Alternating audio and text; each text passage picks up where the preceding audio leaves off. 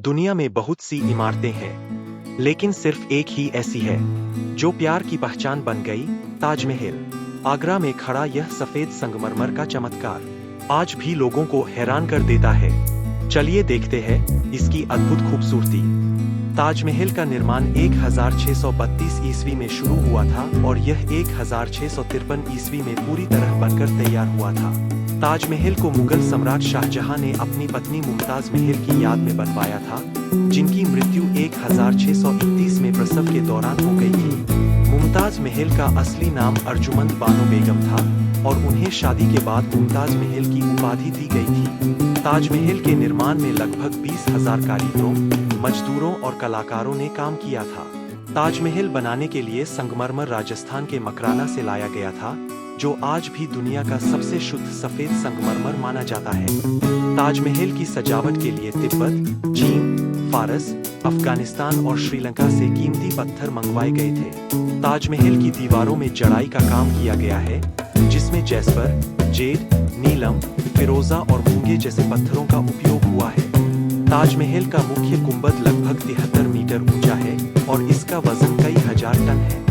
ताजमहल की चारों मीनारें थोड़ी बाहर की ओर झुकी हुई बनाई गई है, ताकि भूकंप आने पर वे मुख्य मकबरे पर न गिरे। ताजमहल यमुना नदी के किनारे स्थित है और इसकी नींव को मजबूत रखने के लिए लकड़ी के खंभों और पत्थरों का प्रयोग किया गया था।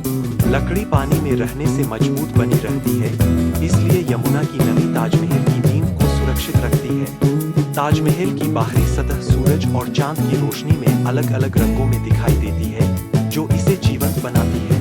ताजमहल के अंदर जो कब्रें दिखाई देती है वे प्रतीकात्मक है, जबकि असली कब्रें नीचे एक सुरक्षित कक्ष में बनी हुई है।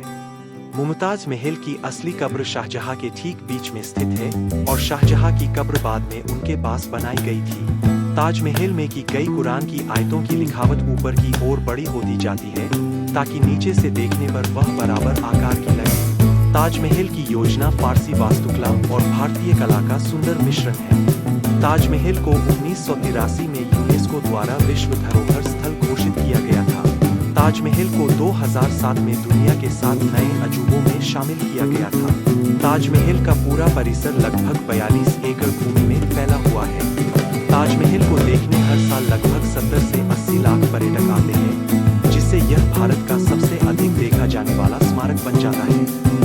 ताजमहल को प्रदूषण से बचाने के लिए उसके आसपास भारी उद्योगों और वाहनों पर रोक लगाई गई है। शाहजहां ने अपने जीवन के अंतिम 8 वर्ष आगरा के किले में कैद होकर बिताए, जहां से वह रोज ताजमहल को देखता था। शाहजहां की मृत्यु के बाद उन्हें मुमताज महल के बगल में दफनाया गया था, जिससे ताजमहल का संतुलन थोड़ा बदल गया। ताजमहल की समरूपता इतनी सटीक है कि उसके दोनों हिस्से एक दूसरे के बिल्कुल आईने की तरह दिखाई देते हैं। ताजमहल को आज भी दुनिया की सबसे सुंदर प्रेम स्मारक इमारत माना जाता है।